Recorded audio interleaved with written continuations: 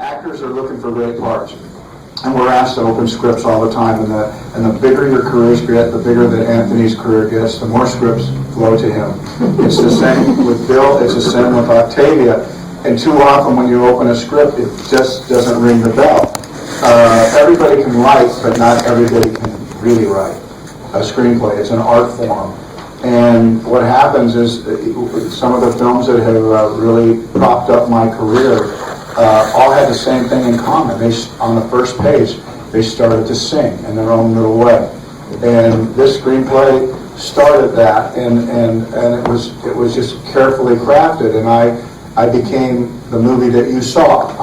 Every page that turned, I was surprised. Every page that turned, I wished I might have said that. Every page that began to turn, I thought that that's what I would say, and sure enough, Mike said it. And so it was the magic of a great screenplay and a story, in this instance, of the times that we're living, made so much sense to me. And when my heart broke into 1,000 pieces on the last page, I knew that this was a movie that I was going to try and have made. I've never seen any of Kevin's work before. I wrote this for Don Knotts.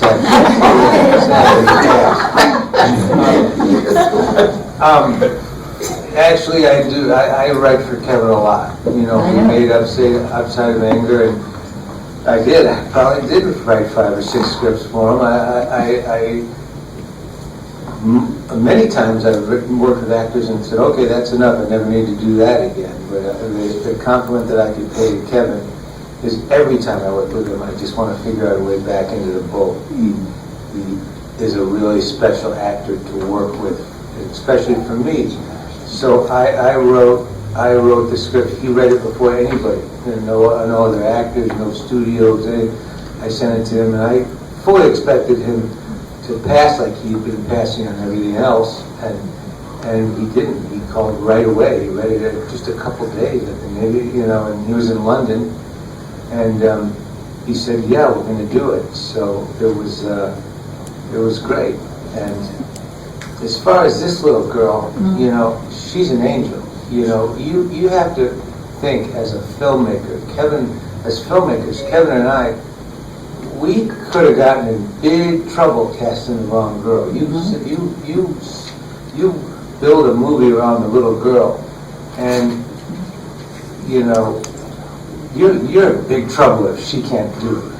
And she won the role. We saw many girls, and I'll also say, you never know what her mother and father are going to be like on the set, and you're asking for, you're really gambling when you build a movie around a minor. And we struck gold. She's not only a great performer, and I think really has all the chops to be a world-class actress, but she's a force of life of her own, and we all kind of fell in love with her. Yeah, we were lucky, and you get lucky. It came down to 3 girls, and I've said before, 2 hearts break, and one can possibly change their life. What I hope is it doesn't change Jillian's life, that this is a moment that shines for her, and if she chooses to go on in this profession, that she continues to conduct herself the way she conducted herself on our set. But we were lucky, and we needed to, and when we selected her, we can't say for sure we knew it was going to work. That had to do a lot with Jillian, how she came to the set every day. And so we were lucky, and she helped everybody here. She really did. It was awesome. Everybody on set was amazing, so it was a big experience, and I loved it. Oh yeah, and Octavia told me to let y'all know that she was amazing. Good girl. Well, for me, it was Mike did a lot of that work for us. It was on the page, and great performances begin with great scripts and great directors. And I love working with writer-directors because it's their vision, and there's not a filter that you have to go through. You know exactly what their intent is. For me, I had to come from a place of what was best for the child, and I felt that that both worlds were necessary in making a complete child, especially a complete biracial child, feel complete and loved. And so it was kind of fun playing opposite Kevin and, having our little tension. It was really one of the most magical experiences for me because I am he's my favorite actor. My favorite actor. And After having acted with me. Yes. And, we are disappointed a lot in this business. And thank God I wasn't. That's all it was great. And Mike, I felt very. You don't have to say that. Come on. What? I went to lunch with her. She just goes, I gotta work with Kevin Costner. But I like your script, I swear. No, I could have written a phone book and you'd have said yes to work with Kevin. Well, yeah, Mike, but you wrote a better script than the phone book. Okay. Yeah, there's a tendency for people to think they can that somehow you do all this yourself, and imagine that for a second. Imagine no Anthony. Imagine no guy sitting at that table saying you validate everything the white community thinks about us. I mean, when these guys took the set, when they hit their marks, it was powerful. It was powerful to hear Anthony do that speech. It was powerful to see Octavia in that driveway, talking, speaking for everyone who was watching closely and everyone who knows what time it is out there in the world when you have to straighten somebody out that's closest to you. So, we succeeded. Bill, I mean, where did you come from? I mean, I swear to God, I feel like if you're saying what planet are you Shuffle from? button, like, pretty amazing performance, really, by Bill Burr. I mean, you get lucky. Every movie has to get lucky. Every movie you have to work hard, and we had that. No, I mean, I knew of Mike as a comedian and actor and that type of thing, and I had done a panel on Conan O'Brien, and he saw whatever he saw me doing, he was like, yeah, that's the guy. So that's how I ended up in the movie. I didn't have to audition, because if I did, I probably wouldn't have made it. It's funny, when I first talked to Mike, it was all his idea and focus on how he wanted this character to be played and what he wanted the focal point of what I was saying to be. I was very lucky because I wasn't there the entire shoot, but every day I was there, this was a very easy movie to make. I've been on movies where stars and Academy Award winners have dismissed and edited your performance so you didn't show them up. And at no point in time did Octavia or Kevin come to me and say, you know what, maybe you should do this, or maybe you should change this, or, this is my moment, so play this a little less that.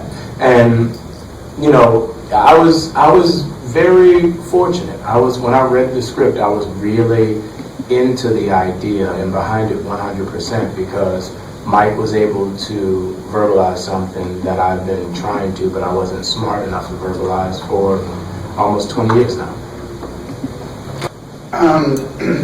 Was the idea that Anthony said something, we weren't kind of smart enough to write this, but we were smart enough to take it. We were smart enough to understand that what was written was something that maybe we needed to be saying for ourselves, for our generation, for our own culture. And the beauty of being an actor is sometimes that, we didn't write this, but we're going to be forever remembered as the people who say these things and say them with a level of conviction and a level of passion that we want to have said, because we want this veil lifted, we want it moved. And this movie wasn't about and didn't propose that it could be that. It's just a jumping off point to have this conversation, and I can see the emotion all over your face where this is concerned. And you have to understand that when I read this, I thought that was possible. So you're a validation of everything that I thought was possible where this movie's concerned. This isn't a wish that everybody in America should go see it, but it is. Because we think we know what this conversation is, but white people don't know what it's like to be black. They don't get it. We don't know for sure. We can empathize, and that's an absolute, because that's part of the human condition, to be able to empathize with someone else that you don't know. And there's this idea that but the absolute idea that we have to move forward is an absolute. So how do we go, about doing this? And these things that we weren't smart enough to write, we are going to forever be identified with being those people and saying that thing. And how did I prepare? I was nervous. I was scared because it was so good. I knew I had to get it right, and I knew I immediately was the only person that could blow it. So, fear motivates me a lot. That courtroom. My fellow actors knew that I had a really good speech. We all know when somebody's time to step up, and I knew when it was Anthony's time, and he nailed it, and I knew when it was Olivia's time, and he nailed it. And here I am, come Mr. White, Oscar winner, and now it's my moment in the courtroom, and I knew what was at stake. I want to prop the movie up, and I want to stand as tall as my fellow actors did. So it was how did I prepare? A lot, every night, because it was important to me.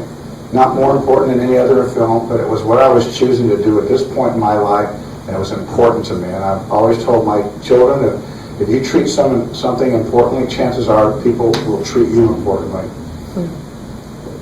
Can I just add also, when you asked about how you prepared, I've never seen anybody put as much time and effort into knowing the lines that Kevin does. And as a director, I think it really helps. I think it really, there are a lot of actors have different styles, but when you know everybody's line in a scene like he does, you can really help the scene along, or let someone else take the center stage, or you're much more free because you're not so obsessed on what you're supposed to say. I think a lot of times actors, when you don't know your lines, you can't just be in the moment as much. And that's one thing I think when you look at that courtroom scene, it's a real great piece of acting. And I have to just say, most of the time it gets an applause at the end of that monologue, and it's a very hard thing for an audience to applaud. I mean, even the last line, but and a lot of times they applaud, we shouldn't have applauded, but they're applauding because it's such a great performance. And it really is. It's really, you can say it's a good writing, but it's a great performance. And that only comes from an immense amount of preparation. And can I footnote to seeing Kevin and the whole cast preparedness and team spirit. I loved just going to watch, and then I found out that certain other people would come to work on days that they weren't scheduled. It was a very wonderfully magic experience. Kevin had this never happens, okay? We had a week to do all the interior courtroom stuff, and a lot of it was on him. A lot of it, because he was on the witness stand for a while. And because of who he is as an actor, director, producer, but more so because this was him as an actor, he was so prepared. It was so amazing that we were like a day or two ahead in our schedule. It was wonderful to watch. It was just really wonderful to watch. It really was. No, that was the ending, and it was the full cycle of each of these characters, and the way Kevin plays the ending, but to me, it's a heartbreak because he won, but he lost because he understands he's going away. He's got to change his life, but by the same token, he understands that now that Octavia understands who her son is, and now that her son has had a come to Jesus moment and really just like kind of found himself in the sense that he's going to be on a road to recovery, that he cannot keep this little girl away from this family. It's a perfect place for her, and he's a guy alone in a big empty house. So So he's heartbroken because he's got to let her walk up that steps and really get used to living in that house, which could one day lead to her visiting him on the weekend. And that's what I always thought. And it's hard to play that, and it's hard to write that, and it's just, you just hope that the audience picks it up. But that was my thing that always, what I thought, that he was going to recover it, but in his heart he knew that he was going to have her live with that family in some form. I think it's all about Eloise, it's all about the film. I've come to realize, talking about it with all you people and with audience members and here, I've come to realize it's a perfect analogy for where the country's at. It's two families that have a lot of grudges and a lot of stuff, water under the bridge, and a lot of things they can't let go of, and they've got to let go of it for the sake of a little girl. And I just feel like that's where we're at as people. If you don't want another 50, 70, 100 years of what bubbles up every year now, we got to make sure, figure out some way to teach children and to get the next generation, the generation after that, closer together. We got to start thinking of what's best for them. And one of the things that I wrote the script as, and I think Kevin and Octavia both performed as, neither of these two characters ever do anything that isn't, in their mind, the right thing for the child. And I feel like people, we shouldn't be doing anything that doesn't get the next generation together. Well, there's a big message in it, and my favorite, and once again, for a kid to take away, would be love has no color, because that is our hashtag. And when you're watching the movie, an adult takes away something totally different than a kid does. So adults take away like what Kevin says in the lawyer's room, and kids take away the funny parts. So.